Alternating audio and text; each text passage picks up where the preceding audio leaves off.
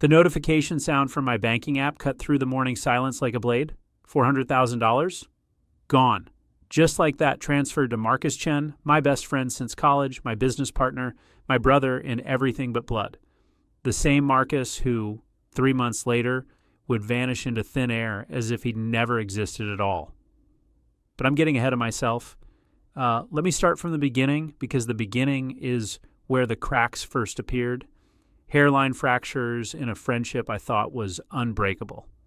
It was a Tuesday in March when Marcus first mentioned the investment opportunity. We were sitting in our usual booth at Stella's Diner, the same place we'd been meeting for lunch every week for the past 15 years. The vinyl seats were cracked with age, and the coffee was always too strong, but it was our place, our ritual. "David, I need to talk to you about something," Marcus said, his fingers drumming against the chipped Formica table. He had that look in his eyes, the same restless energy I'd seen when he'd pitched me the idea for our consulting firm back in 2018. That venture had made us both wealthy men, but more importantly, it had cemented our partnership. We were unstoppable together. "Another business idea?" I asked, taking a sip of the bitter coffee. "Because if it's anything like the cryptocurrency mining thing you mentioned last month..." No, nothing like that." Marcus leaned forward, lowering his voice even though the diner was nearly empty. "This is different. This is real. I'm talking about the kind of opportunity that comes along once in a lifetime." I studied his face. Marcus had always been the dreamer between us, the one who saw possibilities where others saw obstacles. His enthusiasm was infectious, part of what made him such a successful consultant. But there was something else in his expression that day, something I couldn't quite place. Desperation, maybe, or fear. "Tell me more," I said. Marcus pulled out his phone and showed me a series of documents. Real estate development in Costa Rica. Luxury eco-resorts that would cater to wealthy Americans looking for sustainable vacation experiences.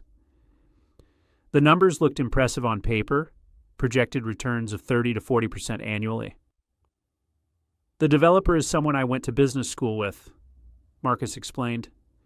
"Ricardo Vasquez. He's already completed 2 similar projects, both massively successful. But he needs additional capital to break ground on the 3rd phase, and he's only working with a select group of investors." "How much are we talking about?" I asked. Marcus hesitated. 400,000 each. I nearly choked on my coffee. 400,000? Marcus, that's not exactly pocket change.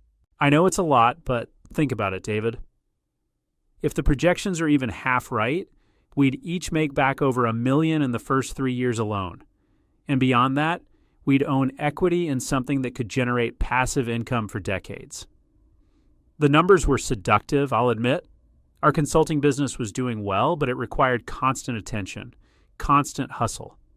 The idea of passive income, of money working for us instead of the other way around, was appealing, but more than the financial opportunity, I was drawn in by Marcus's excitement. We'd been through everything together. College, graduate school, the early struggles of building our business, failed relationships, family deaths. When Marcus believed in something, I believed in it too. That's what partnership meant. "When do you need an answer?" I asked. "Soon. Ricardo's flying back to San Jose next week, and he wants to close the investment round before then." I nodded slowly. "Let me look over the documents tonight. We can talk tomorrow." That evening, I spread the investment materials across my dining room table. The presentation was professionally done, complete with architectural renderings, market analysis, and financial projections. Everything looked legitimate, but something nagged at me.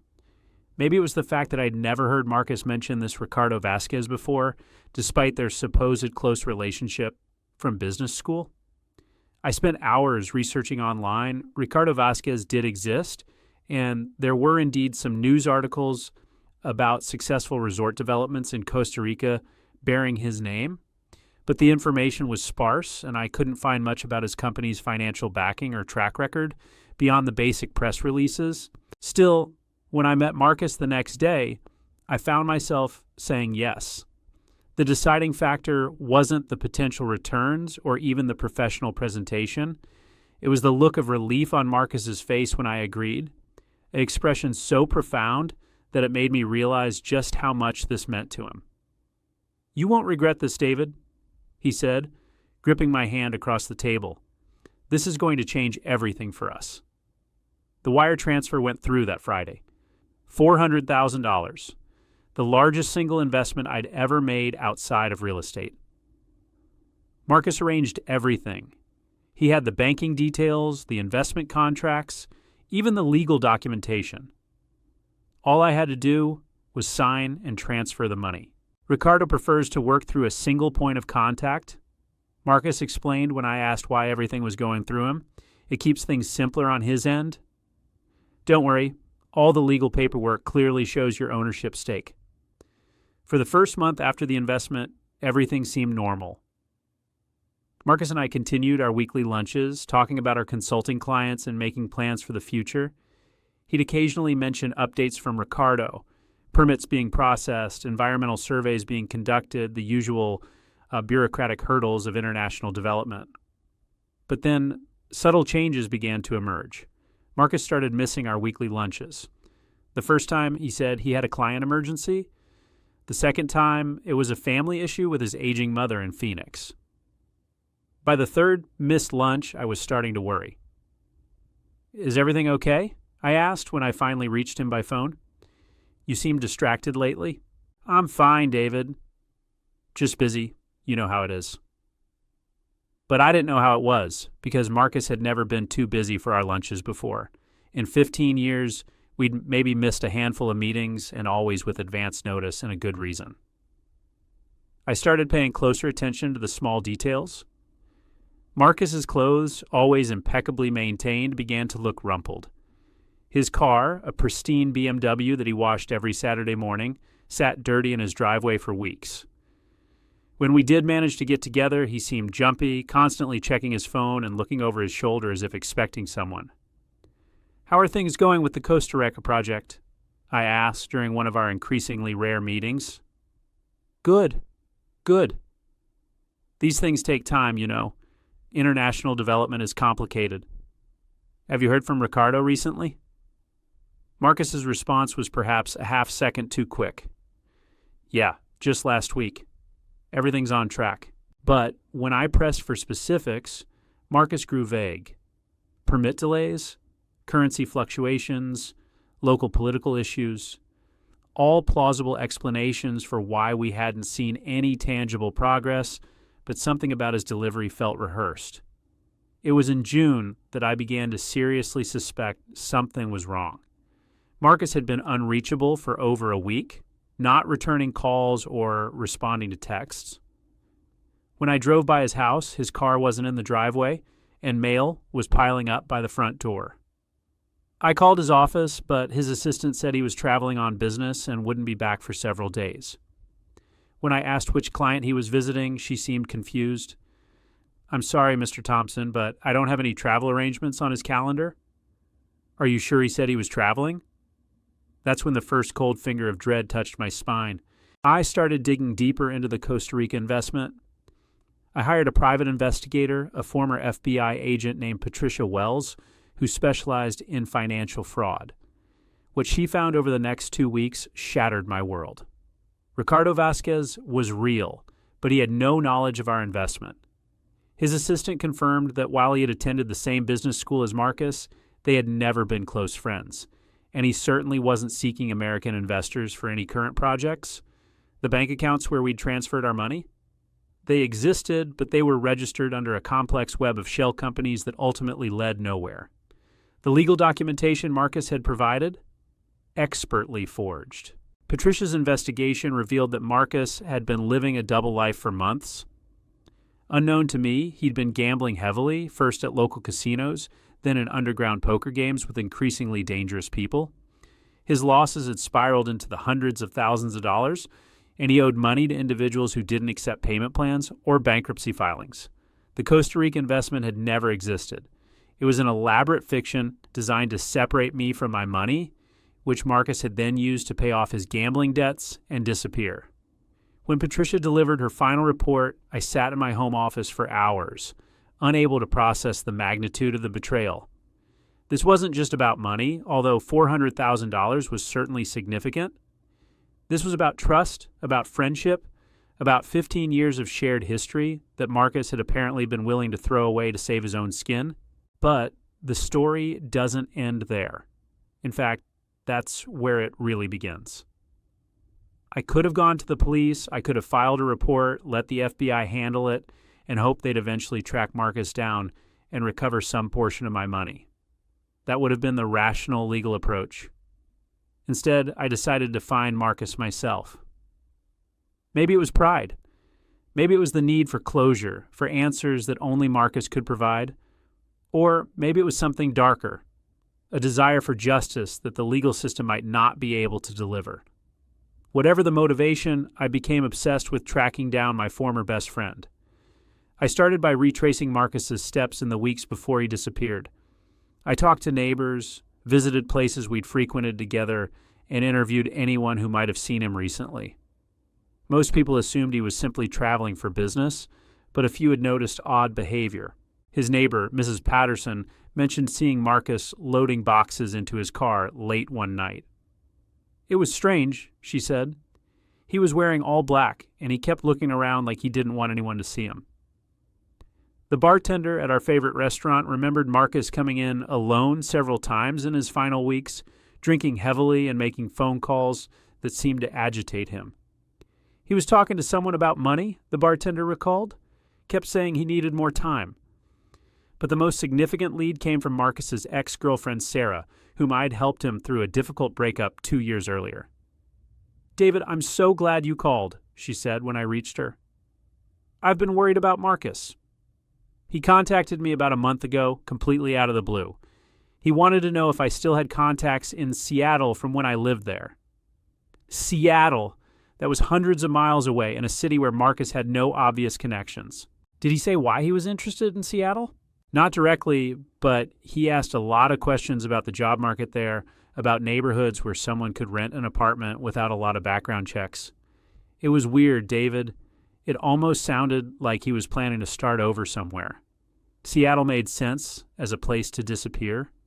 It was large enough to get lost in, far enough away from our home base in Denver to avoid accidental encounters, and had a strong economy where someone with Marcus's skills could potentially find work under a new identity.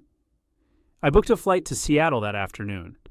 The Pacific Northwest city sprawled before me like a labyrinth of possibilities. Marcus could be anywhere, downtown in one of the numerous suburbs, or even across the water in one of the outlying communities. But I had advantages that the police wouldn't have had. I knew Marcus intimately. I knew his preferences, his habits, his weaknesses. Marcus was a creature of routine.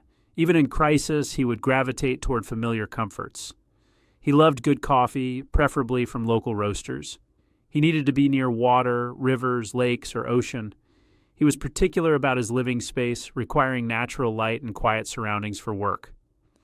I spent my first week in Seattle systematically visiting coffee shops and neighborhoods that fit Marcus's profile.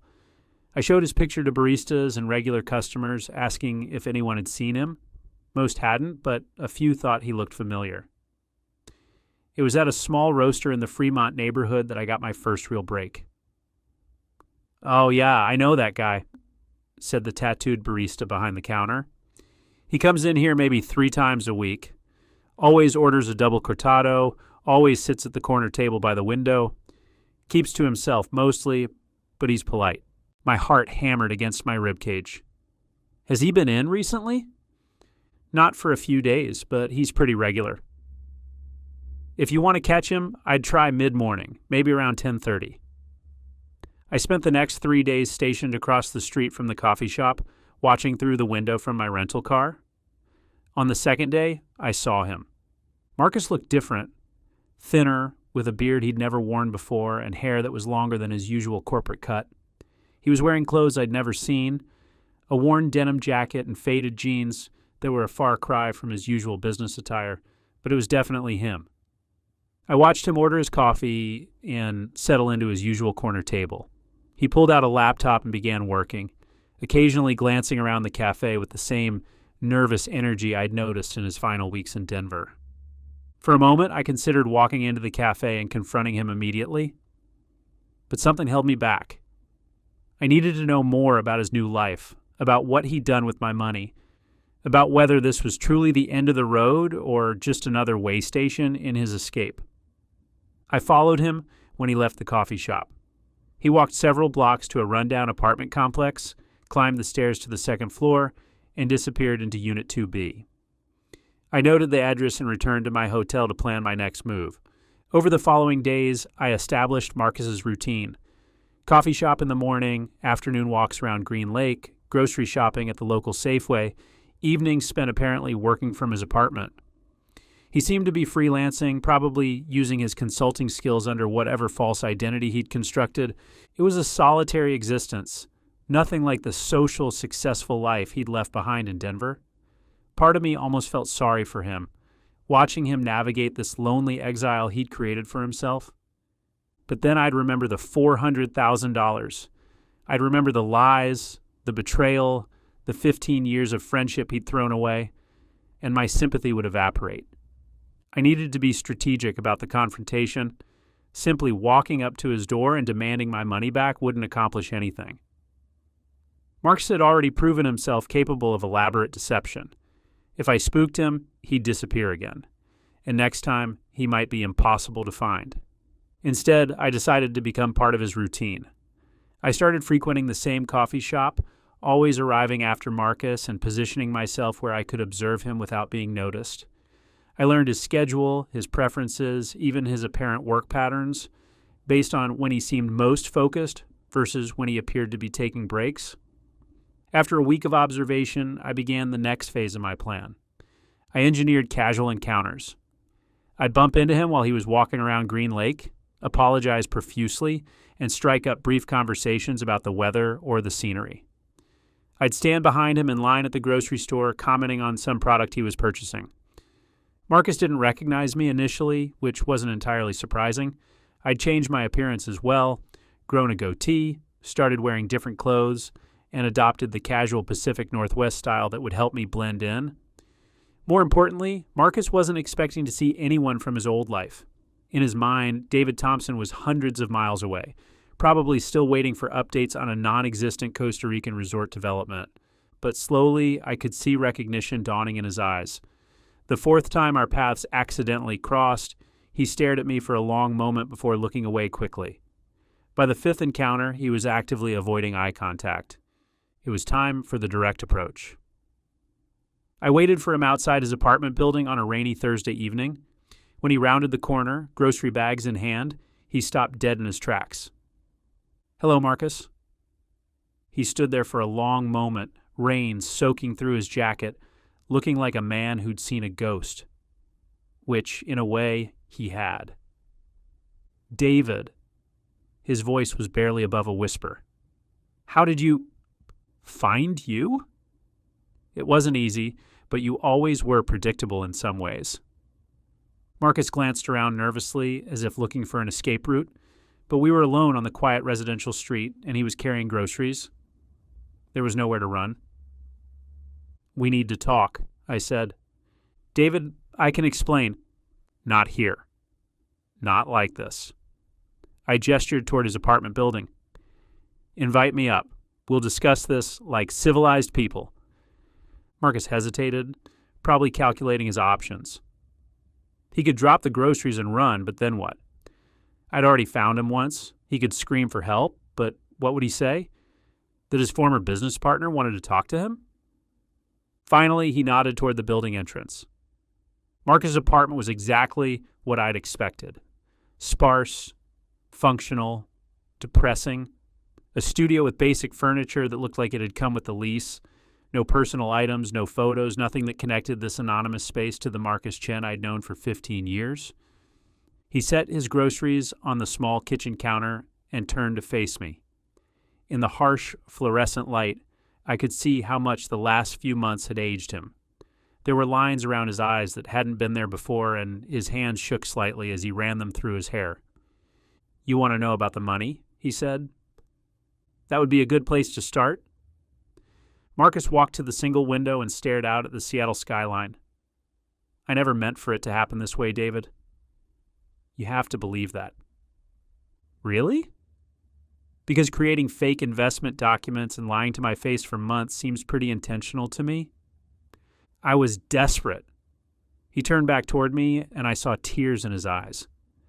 I had gotten in so deep with these people, David. You don't understand what they were threatening to do? Then explain it to me. Marcus sank onto the threadbare couch and put his head in his hands. When he looked up, his expression was that of a broken man. It started small. Just a few $100s at the casino downtown. I'd had a bad week at work, and I thought a little gambling might help me blow off steam, but I won that first night. $5,000 on a single hand of blackjack. It felt like magic. I remained standing, unwilling to make this conversation comfortable for him. So I went back the next weekend, and the weekend after that. For a while, I was winning more than I was losing. Not by much, but enough to keep me coming back. It became this rush, David.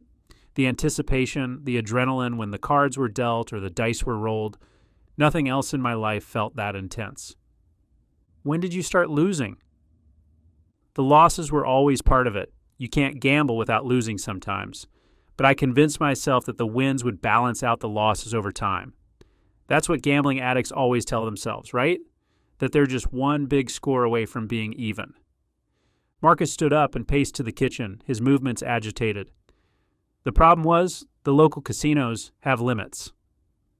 Once I'd exhausted my credit there, I started looking for higher stakes games.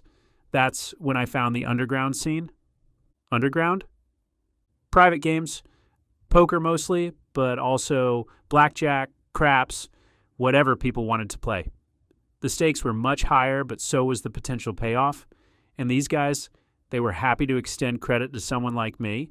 Successful consultant, nice house, apparently stable income. I was beginning to see where this was heading, and my stomach knotted with dread. How much did you owe them? Marcus laughed bitterly. By the end? Almost $600,000. To people who don't report to credit agencies or take you to court when you can't pay? They threatened you. Threatened is too mild a word, David. They promised to hurt me. Specifically. In detail. And they made it clear that if I couldn't come up with the money, they'd start with people close to me. My mother in Phoenix. My sister and her kids in California. Marcus returned to the couch and looked directly at me for the first time since we'd entered the apartment. And you? The weight of that revelation settled over me like a heavy blanket. My friendship with Marcus hadn't just made me a target for his deception, it had made me a target for his creditors' violence. So, you decided to steal from me instead? I didn't think of it as stealing, not at first. I thought of it as borrowing. The Costa Rica thing, it was supposed to buy me time. I figured I could take your $400,000, pay off enough of my debt to get these guys off my back, and then figure out a way to make you whole later. Make me whole? Marcus, you created an entirely fictional investment. You forged legal documents. You lied to me for months. I know. But David, you have to understand, I was panicking. These people, they gave me a deadline. 2 weeks to come up with $600,000, or they'd start making good on their threats. I couldn't think of any other way to get that kind of money quickly. I walked to the window and looked out at the city lights. So, you paid them off with my money, and then what? Just decided to disappear forever? The $400,000 wasn't enough to pay off the whole debt. It bought me some time, got them to back off temporarily, but I still owed almost $200,000, and I knew it was only a matter of time before they came looking for the rest. So you ran? I liquidated everything I could. Sold my car, cashed out my retirement accounts, sold furniture, electronics, anything of value. Between that and your $400,000, I was able to pay off the debt completely and have enough left over to start fresh somewhere else. Marcus stood up and joined me at the window. I know how this sounds, David. I know there's no excuse for what I did to you, but I was trying to protect you as much as myself. If I'd stayed and these people had kept pressuring me, you might have gotten hurt. This way, at least, you were safe. I turned to look at him. Safe? Marcus, you stole $400,000 from me. My retirement savings, my security, my trust in the person I considered my closest friend. How exactly is that keeping me safe? I hoped that maybe someday I could pay you back. I'm working again doing consulting under a different name. It's not much, but if I'm careful with my expenses, I might be able to start setting aside money. How long would that take? 10 years? 20? And what about the damage you've already done? Do you have any idea what the last few months have been like for me? Marcus looked away, unable to meet my eyes. I hired a private investigator to find you, Marcus. I've spent weeks of my life tracking you down, thousands of additional dollars on travel and investigation costs. I've lost sleep, lost focus on my own business, alienated other friends by becoming obsessed with finding you. I moved closer to him, forcing him to look at me. And for what? So I could find you living in this depressing studio apartment, working under a fake name, telling yourself that someday you might be able to pay me back a fraction of what you stole? David, please. I know I don't deserve forgiveness, but you're right. You don't. The silence that followed was deafening. Marcus slumped back onto the couch, looking smaller and more defeated than I'd ever seen him. Part of me felt a flicker of the old affection, the instinct to comfort him that had been ingrained through years of friendship, but that impulse was quickly overwhelmed by anger and betrayal. Here's what's going to happen, I said. You're going to pay me back. All of it. $400,000 plus interest plus the additional costs I've incurred finding you. David, I don't have that kind of money, even if I work for years. Then you'll work for years. However long it takes. Marcus shook his head. You don't understand. I can't just write you a check. I'm living under an assumed identity. I can't exactly set up a payment plan under my real name. I had anticipated this problem. During the flight to Seattle, I'd spent considerable time thinking about how to handle the practical aspects of recovering my money. You're going to come back to Denver with me? What? David, I can't. If those people find out I'm back, you said you paid off your debt? Completely. I did, but then there's no reason for you to hide anymore? Unless there's something else you're not telling me? Marcus's hesitation was answer enough. What else, Marcus? It's not about the gambling debt anymore. When I disappeared, I left behind other obligations. Credit cards, the lease on my apartment, a loan I'd taken against our business partnership. If I go back, there will be legal consequences. So you'd rather spend the rest of your life living like this? Hiding under a fake name, looking over your shoulder, cut off from everyone you ever cared about? It's not ideal, but it's better than prison. I studied his face, trying to reconcile this defeated stranger with the confident, successful man I'd known. How much are we talking about? The other debts? Maybe another $100,000 all told, and that's not counting potential legal fees or civil penalties. I sat down across from him, my mind racing. $500,000 in total debt plus interest and penalties plus the additional costs I'd incurred. It was a staggering amount, more than Marcus could realistically pay back in a reasonable time frame, even if he returned to his old earning potential.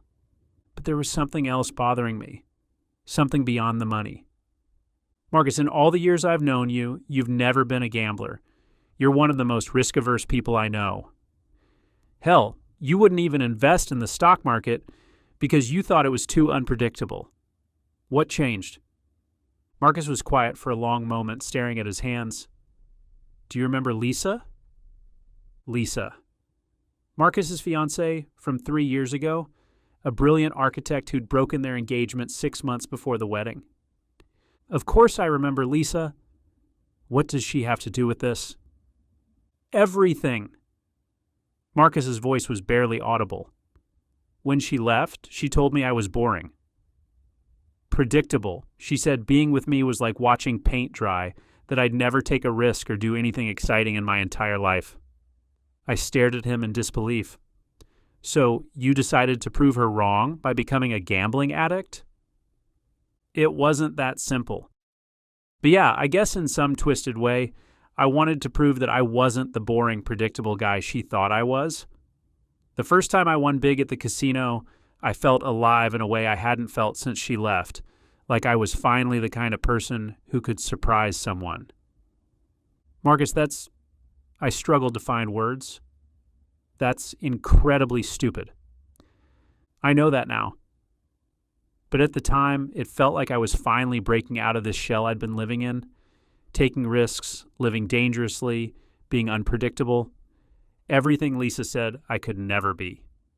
I shook my head. And look where it got you. Living alone in a studio apartment, estranged from everyone you care about, working under a fake name. Is this the exciting life Lisa thought you should be living? Marcus laughed bitterly. I don't think this is what she had in mind, no. We sat in silence for several minutes, both lost in our own thoughts. Outside, the rain had intensified, drumming against the window with increasing urgency. David, Marcus said finally, I know I have no right to ask this, but what are you going to do now? Are you going to turn me in to the police? It was a fair question and one I'd been grappling with since I'd first learned the truth about Marcus's deception. The rational part of me knew that involving law enforcement was the proper course of action. Marcus had committed multiple felonies, fraud, forgery, theft. He deserved to face the legal consequences of his actions. But the part of me that had been his friend for 15 years wasn't ready to be the one who put him in prison. I don't know, I said honestly. Part of me thinks you deserve whatever legal consequences come your way. You've committed serious crimes, Marcus. It's not just about the money. It's about the betrayal, the lies, the fact that you were willing to destroy our friendship to save yourself. I understand. But, I continued, sending you to prison doesn't get me my money back. If anything, it guarantees I'll never see a penny of it. Marcus looked up hopefully. So, what are you proposing? I stood up and walked back to the window. The city sprawled out below us, millions of people living their lives, most of them probably never having to deal with anything like this situation. For a moment, I envied their simple, uncomplicated existence. I'm proposing we make a deal, I said finally. You come back to Denver with me. You face whatever legal and financial consequences you've left behind, and you work to pay me back, every penny plus interest. And if I refuse, then I call the FBI tomorrow morning and let them handle it. They'll track you down eventually anyway, Marcus. You're not as good at hiding as you think you are. But if they're the ones who bring you in, you'll be facing federal charges for wire fraud across state lines. That's serious prison time. Marcus was quiet for a long time, weighing his options. Finally, he looked up at me with an expression I couldn't quite read. If I agree to come back with you, how do I know you won't turn me into the police anyway? You don't. You'll have to trust me. The irony of that statement wasn't lost on either of us. Trust, Marcus repeated softly. That's rich coming from me. Yes, it is. But that's the deal, Marcus. You come back, you make this right, and maybe we can salvage something from this disaster. Stay here, and I guarantee you'll end up in federal prison within 6 months. Marcus stood up and walked to his small kitchen, opening the refrigerator and staring at its meager contents. Can I ask you something, David? What? Why are you giving me this choice?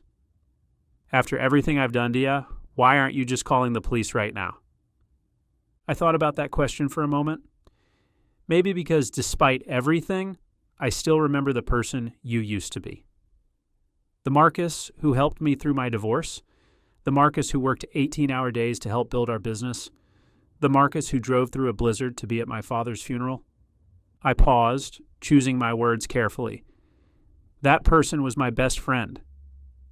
I don't know if he still exists somewhere inside you, but I'm willing to give him one chance to make things right. Marcus closed the refrigerator and turned to face me. There were tears in his eyes again, but this time they seemed different. Less self-pity, more genuine remorse. What would happen to our business if I come back? I don't know. Probably nothing good. Our clients trusted both of us, and when word gets out about what you've done, it's going to damage our reputation significantly. I'll probably have to rebrand, start over with a new company name. David, I'm so sorry. I never wanted to hurt the business. But you did. Just like you hurt me and probably hurt yourself more than anyone else? Marcus nodded slowly. If I come back with you, I want to make one thing clear. I don't expect forgiveness. I don't expect our friendship to go back to the way it was. I know I've destroyed that forever. Good, because it won't. And I want to pay you back not because I think it will fix what I've done, but because it's the right thing to do, even if it takes me the rest of my life.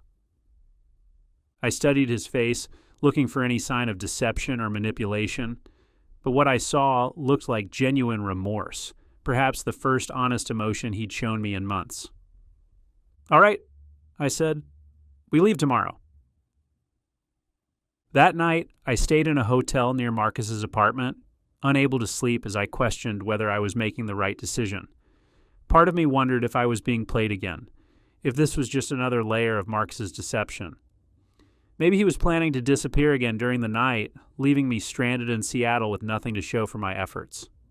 But when I arrived at his apartment the next morning, Marcus was waiting with a single suitcase and a look of resigned determination. The flight back to Denver was largely silent. Marcus stared out the window while I tried to plan for what would come next. There would be legal issues to navigate, financial obligations to sort out, and the difficult process of rebuilding my own life and business in the wake of his betrayal. But as the plane descended toward Denver International Airport, I felt something I hadn't experienced in months, a sense of closure. I'd found Marcus, confronted him with his crimes, and extracted a commitment to make restitution. It wasn't complete justice, and it certainly wasn't a happy ending, but it was something. The real test would come in the weeks and months ahead. Would Marcus follow through on his promises? Would he be able to navigate the legal and financial challenges waiting for him in Denver? And would I be able to maintain the delicate balance between helping him succeed and protecting myself from further betrayal? When we landed, Marcus turned to me as we waited to deplane. David, I know you have no reason to believe me, but I want you to know that I'm going to spend the rest of my life trying to make this right. We'll see, I said. And indeed, we would see.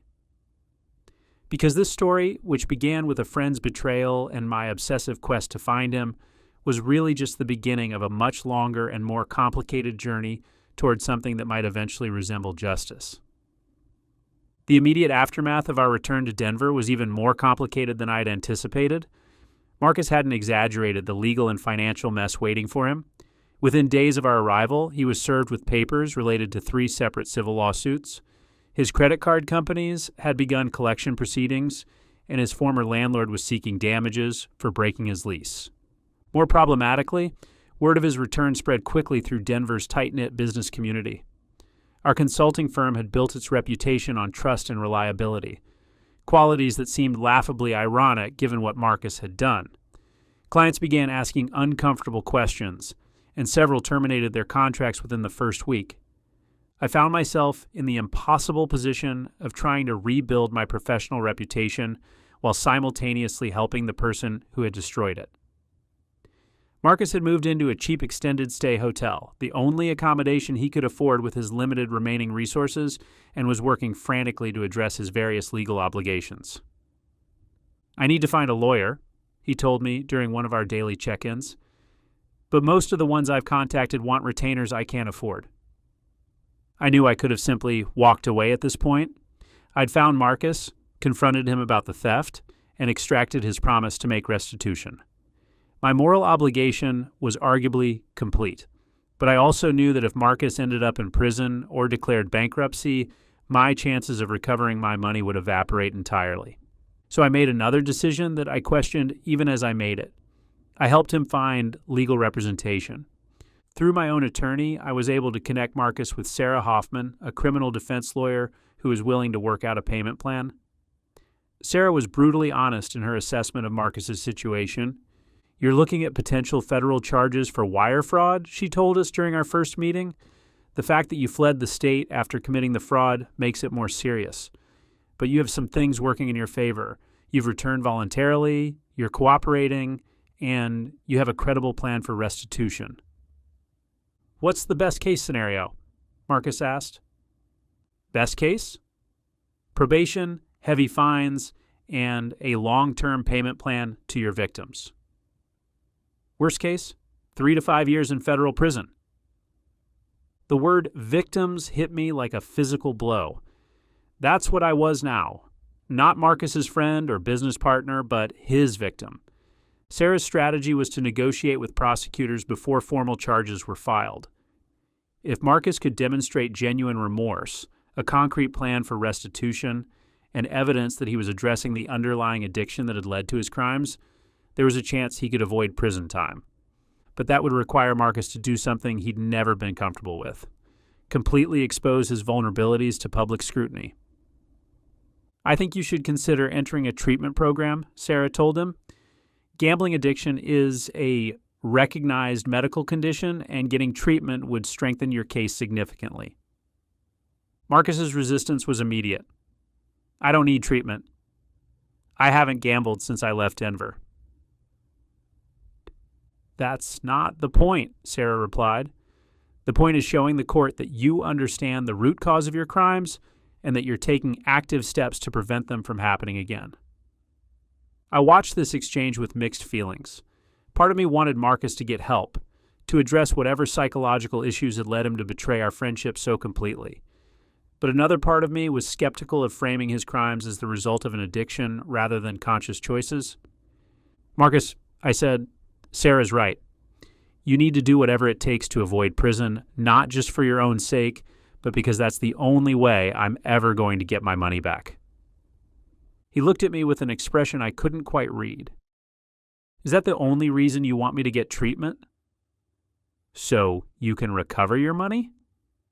The question caught me off guard. "What other reason would there be?" "I don't know. Maybe because you still care about me as a person?" I was quiet for a long moment, trying to sort through my own complicated emotions. "Marcus, you stole $400,000 from me. You created an elaborate fiction to deceive me, and then you disappeared, leaving me to wonder if I'd ever see you or my money again. Caring about you as a person is a luxury I can't afford right now." It was a harsh thing to say, but it was also honest. Whatever affection I'd once felt for Marcus was buried under layers of anger and betrayal. If there was any hope of rebuilding any kind of relationship between us, it would have to start with him taking full responsibility for what he'd done. Marcus enrolled in an intensive outpatient gambling addiction program the following week. 3 times a week, he attended group therapy sessions and individual counseling. He also began attending Gamblers Anonymous meetings, though he complained privately that many of the other participants were still actively gambling. "It's depressing," he told me after one particularly difficult session. "Listening to these people talk about losing their homes, their families, their entire lives to gambling. I keep thinking that could have been me if I hadn't found a way to pay off my debts." "Marcus, that was you. You did lose everything. Your home, your career, your friendships, your reputation. The only difference is that you stole money to pay off your debts instead of losing everything directly to gambling." He was quiet for a moment. "I suppose you're right." The therapy sessions were clearly difficult for Marcus, but they seemed to be helping him understand the psychological mechanisms that had led to his destructive behavior.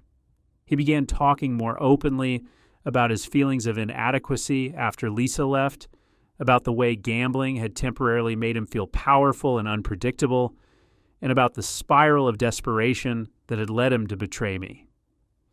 "Dr. Martinez says I was using gambling as a way to avoid dealing with deeper emotional issues. He told me one evening that the addiction was really about control and self-worth." "And what do you think?" "I think she's probably right. I never felt like I was enough for Lisa, and gambling was this one area where I could take huge risks and sometimes win big. It made me feel like I was finally the kind of person she would have found interesting. I found these conversations frustrating and enlightening in equal measure. On one hand, I was glad that Marcus was gaining insight into his behavior and taking steps to address it. On the other hand, part of me resented the implication that his betrayal of me was somehow excusable because it stemmed from psychological issues. Marcus, I understand that you had emotional problems after Lisa left, but lots of people go through breakups without stealing money from their best friends. I know that. I'm not trying to excuse what I did, David. I'm just trying to understand it so I can make sure it never happens again. Meanwhile, Sarah was making progress in her negotiations with the prosecutors. The district attorney's office was willing to consider a plea agreement that would allow Marcus to avoid prison time, but only if he could demonstrate his ability to make full restitution within a reasonable time frame. They want to see a concrete payment plan, Sarah told us, not just promises, but actual evidence that you can generate the income necessary to pay back what you owe.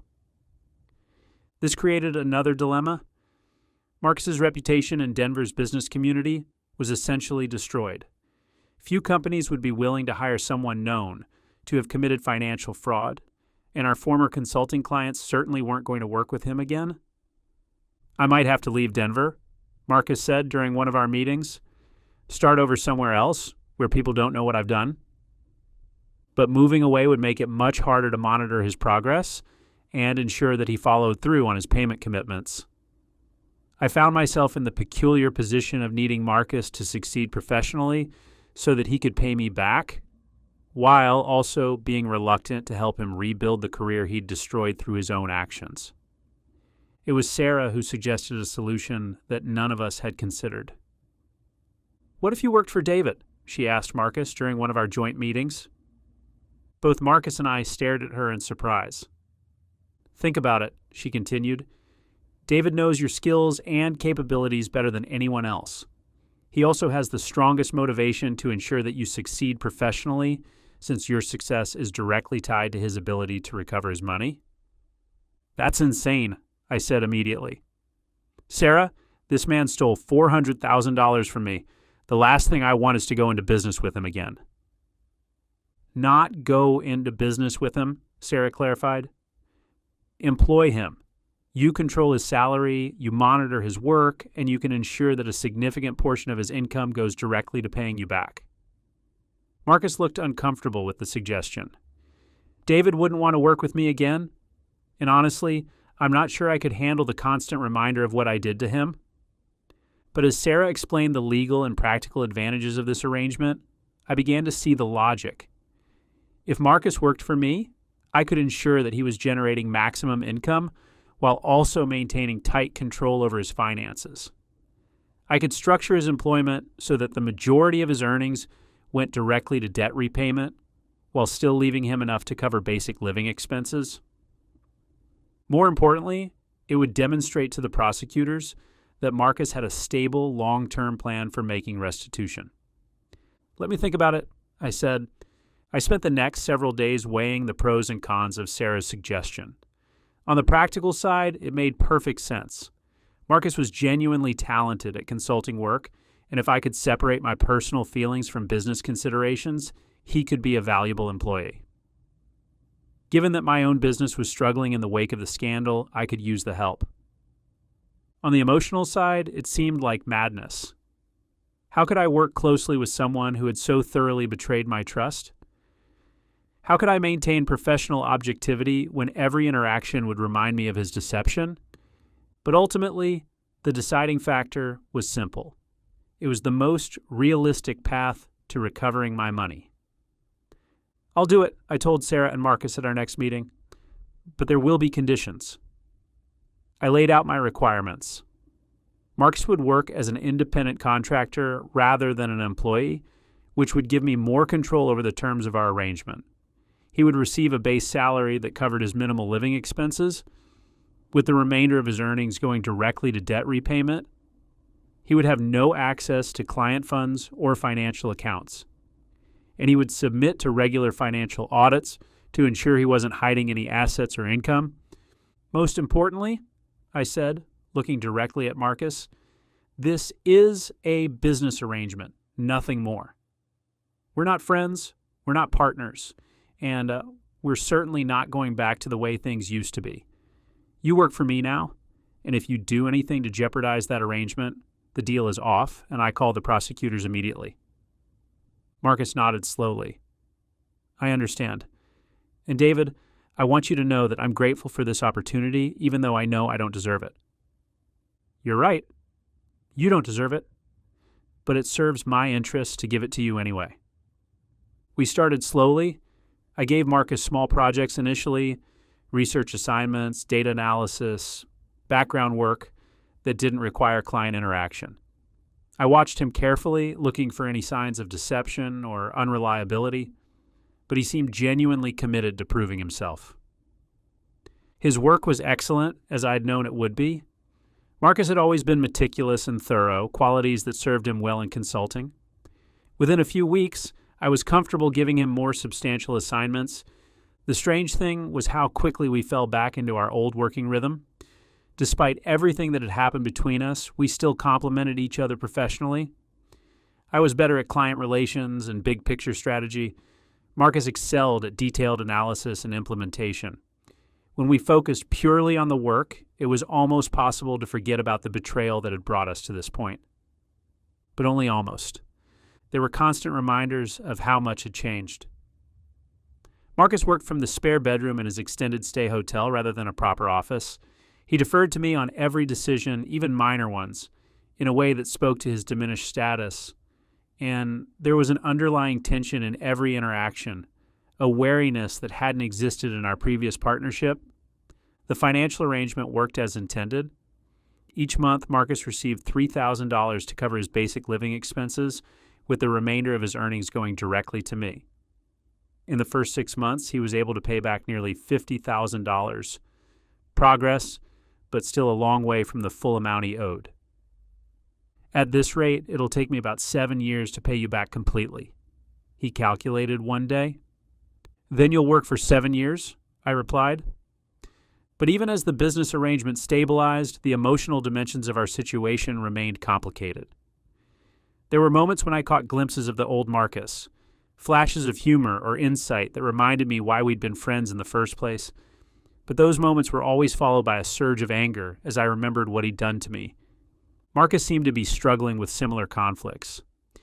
He was clearly grateful for the opportunity to work and begin making amends, but I could see that the constant reminder of his crimes was taking a psychological toll. His therapist recommended that we consider having some sessions together to address the interpersonal dynamics of our situation.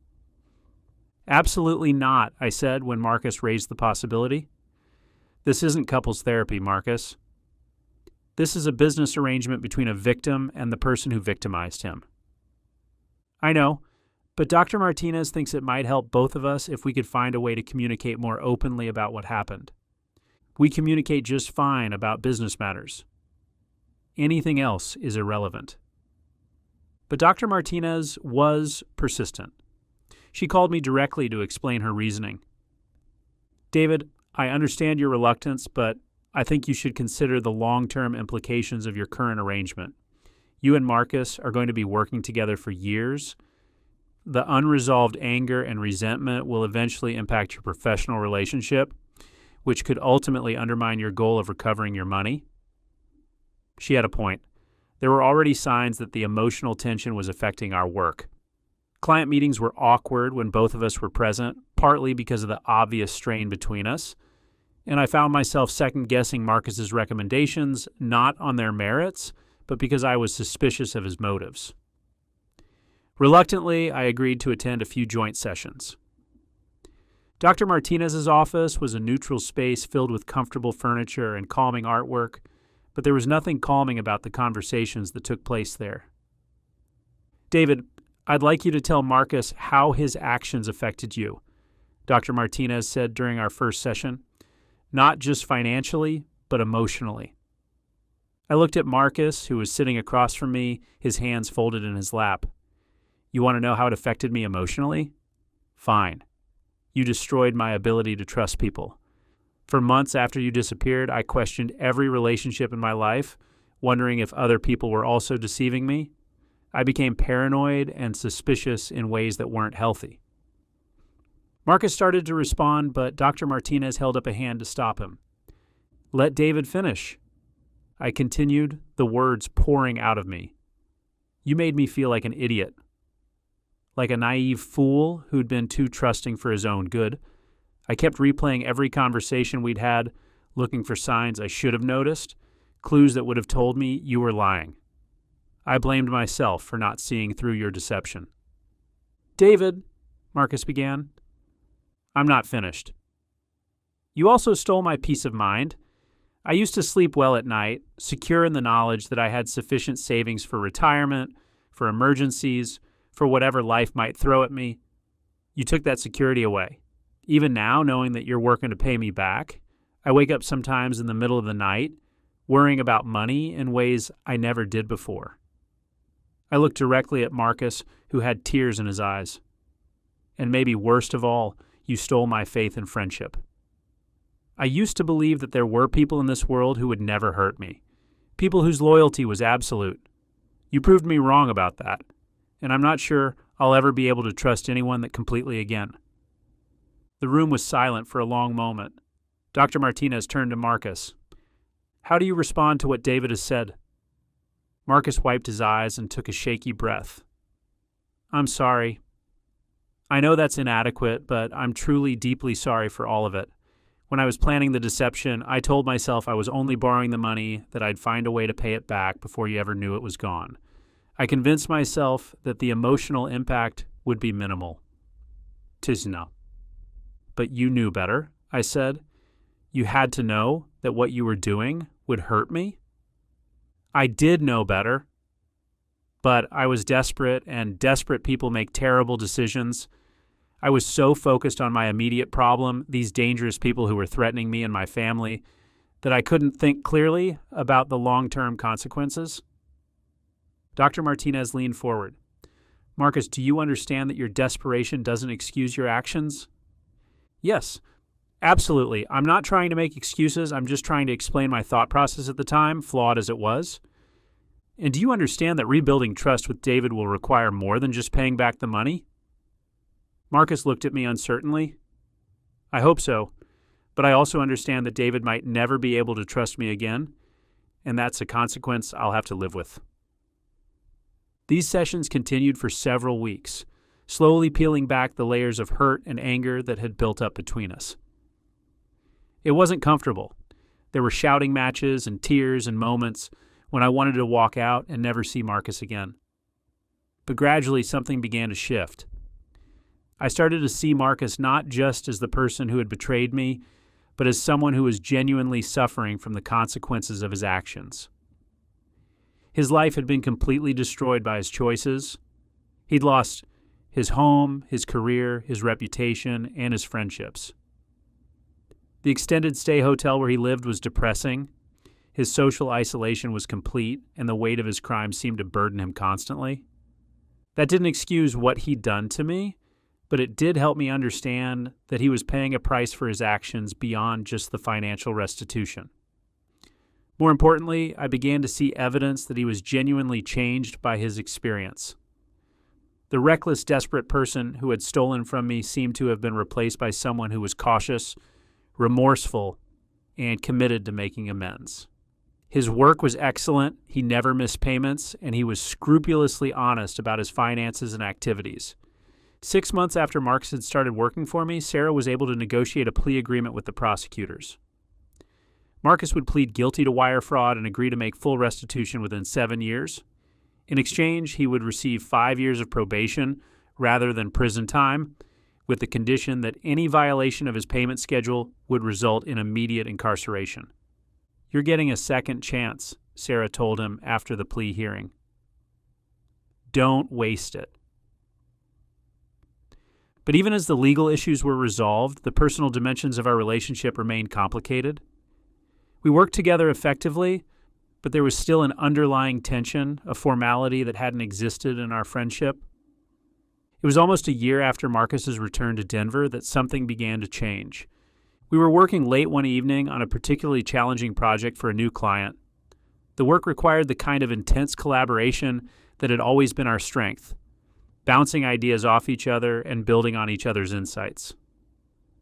For a few hours, I forgot about everything that had happened between us and simply enjoyed the intellectual stimulation of working with someone who understood my thinking. When we finally wrapped up around 10 o'clock, Marcus looked at me with an expression I hadn't seen in a long time. "I miss this," he said quietly. "Miss what?" "Working together. Being partners. Having someone who gets my ideas before I've even finished explaining them." I was quiet for a moment, surprised by the wistfulness in his voice. "That part of our relationship is over, Marcus." "It has to be." "I know. I just wanted to acknowledge that I miss it and that I'm sorry for destroying something that was good for both of us." There was something in his tone that made me look at him more carefully. "Marcus, are you okay? You seem different lately." He laughed, but without humor. "Different how?" "I don't know. Sadder, maybe, more withdrawn." Marcus was quiet for a long time, staring at the papers spread across the conference table. "Can I ask you something, David?" "What?" "Do you think there's any chance that we could ever be friends again?" "Not business partners, just friends. I know it seems impossible now, but maybe someday." The question caught me off guard. I'd been so focused on the practical aspects of our arrangement, the work, the payments, the legal obligations, that I hadn't really considered the possibility of rebuilding a personal relationship. "I don't know," I said honestly. A year ago, I would have said absolutely not. Now, I'm not sure. What would it take? I thought about that for a moment. Time, I guess, and continued evidence that you've changed, and maybe some acknowledgement that our friendship can never be what it was before. I understand that. The old friendship was based on trust that I destroyed. Any new friendship would have to be built on something different. What would it be built on? I don't know. Forgiveness, maybe? Acceptance of what we've both become, recognition that people can change. I looked at Marcus, really looked at him, perhaps for the first time since I'd found him in Seattle. The man sitting across from me was different from the friend I'd known for 15 years, but he was also different from the desperate person who had stolen from me. He seemed more self-aware, more humble, more genuinely remorseful. "Marcus, I can't promise you friendship. I can't even promise you forgiveness, at least not yet. But I can promise you this. If you continue to honor our agreement, if you keep working to make this right, then maybe someday we can figure out what kind of relationship is possible between us." Marcus nodded, and I saw something in his eyes that might have been hope. That conversation marked a turning point in our relationship. We were still employer and employee, victim and perpetrator, but there was also the faint possibility of something more. We began talking more openly about our work, our lives, and even our feelings about what had happened between us. Marcus continued his therapy and maintained his commitment to the payment schedule. By the end of the second year, he had paid back nearly half of what he owed me. The work was steady, our professional relationship had stabilized, and there were even moments of genuine collegiality between us. But just as things seemed to be settling into a manageable routine, life threw us another curveball. Marcus's mother in Phoenix suffered a stroke and needed extensive care. She was alone. Marcus's father had died several years earlier, and his sister lived across the country with her own family responsibilities. "I need to go to Phoenix," Marcus told me one Monday morning. "My mom is in the hospital, and the doctors say she's going to need months of rehabilitation." "For how long?" "I don't know. Maybe indefinitely. She can't take care of herself anymore, and I'm the only family member who can be there for her." I felt a familiar surge of panic. Marcus disappearing again, this time with a legitimate excuse, but with the same practical result: the end of our payment arrangement and possibly the end of any hope of recovering my money. "Marcus, you can't just leave. We have a legal agreement. The court won't accept family obligations as an excuse for stopping payments." "I know that. But David, she's my mother. I can't abandon her when she needs me most." We were back to the fundamental conflict that had defined our relationship since his return, his personal needs versus his obligation to me. But this time, the situation felt different. This wasn't about Marcus's selfish choices or reckless behavior. This was about caring for a sick parent. "What are you proposing?" I asked. I could try to work remotely from Phoenix, take care of my mom during the day and work evenings and weekends. It wouldn't be as productive as working full-time, but I could still make some payments. I knew that wouldn't work. The kind of consulting we did required close collaboration with clients, frequent meetings, and immediate responsiveness. Marcus couldn't provide that level of service while also caring for his mother. But then I had an idea that surprised me. What if I came with you? Marcus stared at me in shock. What? Think about it. We can work from anywhere as long as we have internet access. Phoenix is a major city with plenty of potential clients. We could relocate the business temporarily or maybe even permanently. David, you can't uproot your entire life just to make sure I keep paying you back. But as I thought about it more, the idea made sense. My ties to Denver had weakened considerably since the scandal broke. Many of our old clients were gone, and the business community still viewed me with suspicion because of my association with Marcus. A fresh start in a new city might actually be beneficial. I'm not doing it just for the money, I said, surprising myself with the admission. I'm doing it because it's the right thing to do. 3 weeks later, we were both in Phoenix. Marcus's mother, Elena, was a tiny woman with steel gray hair and piercing dark eyes that reminded me immediately of Marcus. Despite the stroke, her mind was sharp, and she was clearly suspicious of me. "So, you're the friend that Marcus stole from," she said during my first visit to her rehabilitation facility. "Mom," Marcus said, embarrassed. "What? Am I supposed to pretend I don't know?" "Marcus told me everything, David. He also told me that you've been more generous with him than he deserved." I looked at Marcus in surprise. I hadn't expected him to be so honest with his mother about what had happened. "He's working to pay me back," I said simply. Elena studied my face. "That's not why you came to Phoenix." "Mom, please." "No, I want to understand this. David, you could have had Marcus arrested. You could have taken whatever money he had and walked away. Instead, you gave him a job and now you followed him across the country. Why?" It was a fair question and one I wasn't sure I could answer completely. "Because sometimes people deserve a second chance," I said finally. Elena nodded approvingly. "Marcus is lucky to have a friend like you." "We're not friends," I said automatically. "No? Then what are you?" I looked at Marcus, who was watching this exchange with an unreadable expression. "I'm not sure."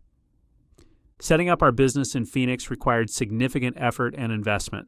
We had to establish new client relationships, navigate different state regulations, and rebuild our reputation in a market where nobody knew our history, but in some ways it was liberating to start fresh. More importantly, the change of scenery seemed to shift the dynamic between Marcus and me. Away from the familiar settings of Denver with its constant reminders of our shared history and his betrayal, we were able to interact more naturally. We were still bound by our financial arrangement, but the day-to-day reality felt more like a genuine partnership. Marcus threw himself into his mother's care with the same intensity he brought to everything else. He researched therapists, coordinated with doctors, and spent hours each day helping Elena with her rehabilitation exercises. Watching him care for his mother, I saw a side of Marcus that reminded me why I'd valued our friendship in the first place. Elena's recovery was slow but steady. After 3 months in rehabilitation, she was able to return home with the help of a part-time aide. Marcus moved into her guest bedroom to provide additional support, and I found myself becoming a regular presence in their household. It started with work meetings that stretched into dinner invitations. Elena was an excellent cook, and she seemed to enjoy having company. Before long, I was joining them for meals several times a week, and Elena was treating me less like Marcus's creditor and more like a family friend. "You know, David," she said one evening as the three of us sat on our patio watching the sunset, "I think you and Marcus are more alike than either of you realizes." "How so?" I asked. "You're both stubborn." You're both loyal to the people you care about, sometimes to a fault, and you're both terrible at admitting when you're wrong. Marcus and I exchanged glances. I'm not sure what you mean, I said. Marcus was wrong to steal from you, but he was also trying to protect the people he loved from dangerous consequences. You were right to be angry about that, but you're also wrong to think that justice requires you to punish him forever. Mom, Marcus said quietly, that's enough. But Elena wasn't finished. And both of you are wrong if you think that this business arrangement is the only relationship possible between you. You're acting like strangers when you're obviously much more than that. The conversation stayed with me for weeks. Elena had articulated something I'd been reluctant to acknowledge, that somewhere along the way, my feelings toward Marcus had evolved beyond simple victim and perpetrator. I still hadn't forgiven him completely, and I still needed him to pay back the money he'd stolen. But I also found myself genuinely caring about his welfare and his mother's recovery. The business was thriving in Phoenix. We'd established relationships with several major clients, and the work was both challenging and profitable. Marcus's payments had accelerated as our income increased, and by the end of our first year in Phoenix, he'd paid back nearly 3/4 of what he owed me. But more significantly, something had shifted in our personal relationship. We were spending time together outside of work, watching football games at Elena's house, grabbing dinner after long days, even occasionally meeting for drinks to discuss business strategy. It wasn't the same as our old friendship, but it was something new and potentially valuable. One evening, as we sat in Elena's backyard after a particularly successful client presentation, Marcus brought up the topic that had been hanging between us for months. David, I want to talk to you about something. What's that? I'm going to have enough money to pay you back completely within the next 6 months. I nodded. We'd both been tracking the numbers, so this wasn't a surprise. The question is, what happens then? Do we go back to Denver? Do we stay in Phoenix? Do we continue working together, or do we go our separate ways? I'd been dreading this conversation because I wasn't sure how I wanted to answer those questions. What do you want to happen? Honestly, I'd like to stay in Phoenix. My mom is settled here, she has good doctors, and the climate is better for her health. I'd also like to continue working with you, not because of any legal obligation, but because we work well together and I think we've built something good here. He paused, looking at me carefully. But mostly, I'd like to know if there's any chance that we could be friends again. Real friends, not just business partners or creditor and debtor. I was quiet for a long time, watching the last light fade from the Arizona sky. Marcus, 3 years ago, if someone had told me that you would steal $400,000 from me, I would have said it was impossible. If they told me that I would then help you rebuild your life and eventually consider being your friend again, I would have said they were insane. And now? Now I think that people are capable of changing in ways we don't expect, including me. I turned to look at him. You hurt me, Marcus. You betrayed my trust in a way that I never thought possible, but you've also spent the last 2.5 years working to make it right, not just financially, but personally. You've shown me that the person who stole from me isn't the same as the person sitting here now. So, you think friendship is possible? I think a different kind of friendship is possible, one based on forgiveness and second chances rather than blind trust. One where we both understand that past mistakes have consequences, but they don't have to define everything that comes after. Marcus smiled, and for the first time in years, it looked completely genuine. I'd like that. 6 months later, Marcus made his final payment. We marked the occasion quietly with dinner at Elena's house and a handshake that felt like the end of one chapter and the beginning of another. The business partnership we'd rebuilt in Phoenix was now officially equal again. We'd paid off all of Marcus's legal debts, satisfied the court's restitution requirements, and established a successful consulting practice that served clients throughout the Southwest. But more importantly, we'd rebuilt something that I'd thought was lost forever. A friendship based on honesty, accountability, and the recognition that people can change. It wasn't the same friendship we'd had before. That relationship had been built on the assumption that we would never hurt each other, an assumption that had proven naive. This new friendship was built on the knowledge that we were both flawed human beings capable of disappointing each other, but also capable of forgiveness and growth. Marcus never gambled again. He continued therapy, maintained his involvement in Gamblers Anonymous, and built a life in Phoenix that was stable and meaningful. He met someone, a fellow member of his therapy group who was also rebuilding her life after addiction, and eventually married her in a small ceremony in Elena's backyard. I was his best man, a role I'd never expected to fulfill again. As I stood next to Marcus on his wedding day, watching him promise to honor and cherish his new wife, I reflected on the strange journey that had brought us to this point. 3 years earlier, I'd been consumed with anger and a desire for justice. I'd tracked Marcus across the country, confronted him in his shabby Seattle apartment, and forced him to return to Denver to face the consequences of his crimes. I'd expected that confrontation to provide closure, to satisfy my need for justice and allow me to move on with my life. What I hadn't expected was that seeking justice would eventually lead to something more valuable: forgiveness, understanding, and the discovery that even the most damaged relationships can sometimes be repaired. During the wedding reception, Elena pulled me aside for a private conversation. "Thank you," she said simply. "For what?" "For giving my son a second chance. For seeing the person he could become instead of just the person he had been. For understanding that sometimes the best way to get justice is to help someone become worthy of forgiveness."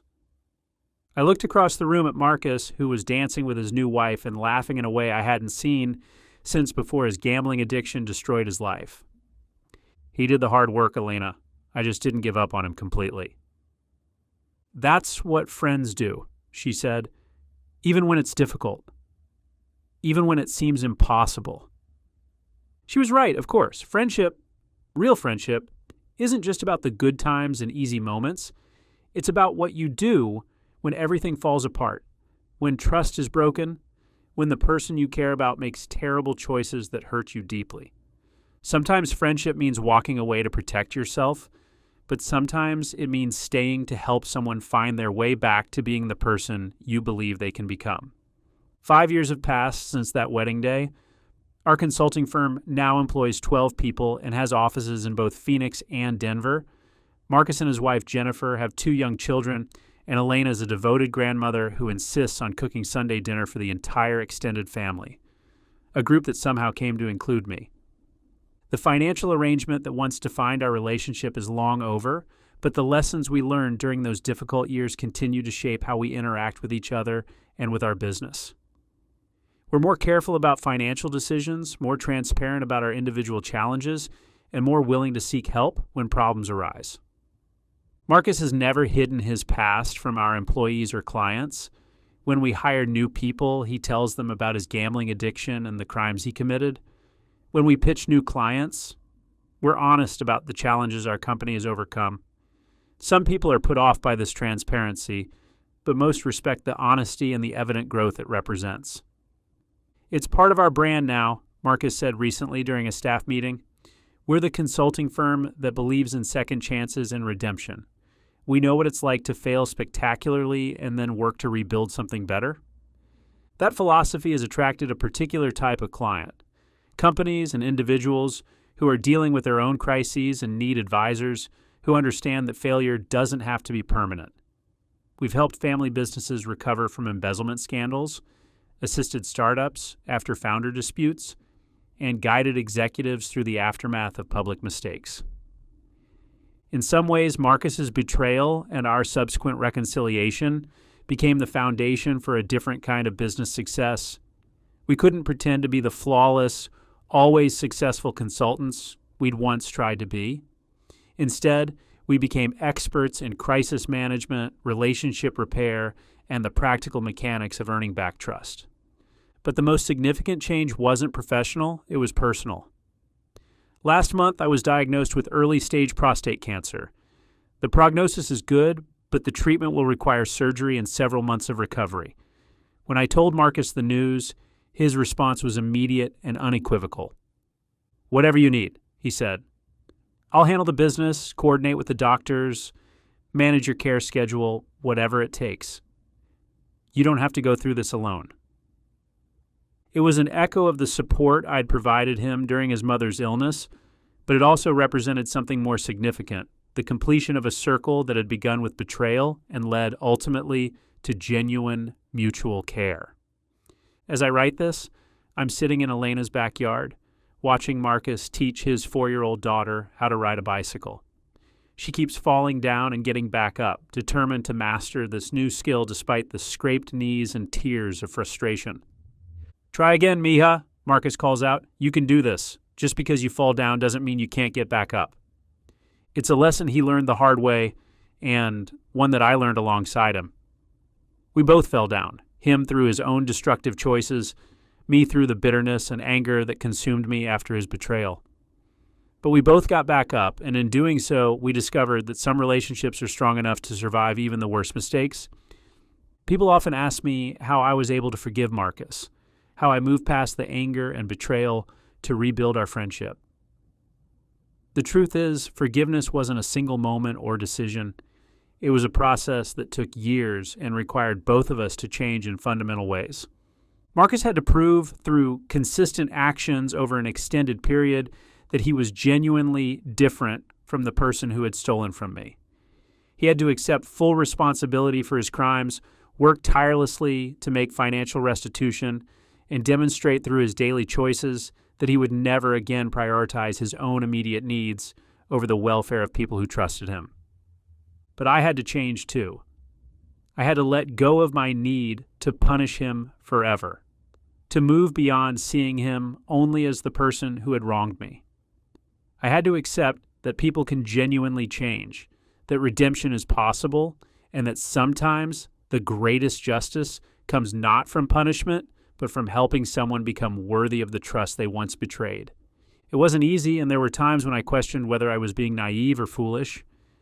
There were setbacks and moments of doubt, occasions when old resentments would surface unexpectedly. But slowly, incrementally, we built something new from the ruins of what had been destroyed.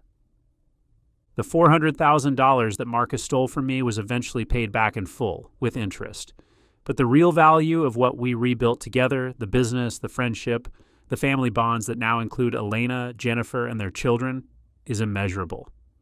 I don't recommend this path to everyone. Some betrayals are too severe to overcome. Some people are incapable of genuine change, and some victims need to protect themselves by maintaining permanent distance from those who have hurt them. The decision to seek reconciliation versus seeking justice through the legal system is deeply personal and depends on countless individual factors. But I can say this: if you find yourself in a situation where someone you love has betrayed you deeply, don't make any permanent decisions in the immediate aftermath of discovery. The anger, hurt, and desire for revenge that follow betrayal are natural and necessary emotions, but they shouldn't be the only factors that guide your response. Take time to grieve what was lost. Seek support from people who care about your welfare. Consider all your options carefully, including both legal remedies and the possibility of reconciliation. And remember that whatever path you choose, it doesn't have to be permanent. You can always change course as new information emerges or as your own feelings evolve. In my case, the choice to pursue justice through relationship repair rather than through the criminal justice system led to outcomes I never could have imagined when I first discovered Marcus's betrayal. I not only recovered my money, but gained something more valuable: a deeper understanding of forgiveness, redemption, and the remarkable resilience of human relationships. Marcus's daughter has finally mastered the bicycle, and she's now riding in triumphant circles around Elena's patio, her face glowing with pride and accomplishment. Marcus is beaming as he watches her, and I can see Elena through the kitchen window, preparing what will undoubtedly be an elaborate celebration dinner. This is my family now, this collection of people brought together by crisis and held together by choice. It's not the family I expected to have, and it's built on a foundation that once seemed impossibly broken.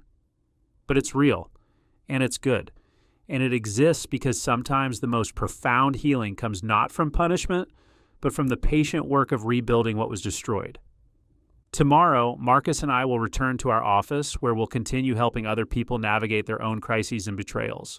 We'll draw on everything we've learned during our own journey through failure, forgiveness, and redemption, and we'll do it as partners, not because we have to, but because we've chosen to. The notification sound that once announced the theft of $400,000 has been replaced by different sounds now. The laughter of children playing in the backyard, the conversations around Elena's dinner table, the productive hum of a business built on second chances and hard-earned wisdom. It's a better sound. It's the sound of a life rebuilt from the ashes of betrayal, stronger and more meaningful than what came before. And it all started with a simple but difficult choice. When I discovered that my best friend had tried to disappear after stealing from me, I decided to find him not just to get my money back, but to discover whether redemption was possible for both of us. The answer, as it turns out, was yes. But only because we were both willing to do the hard work of earning it,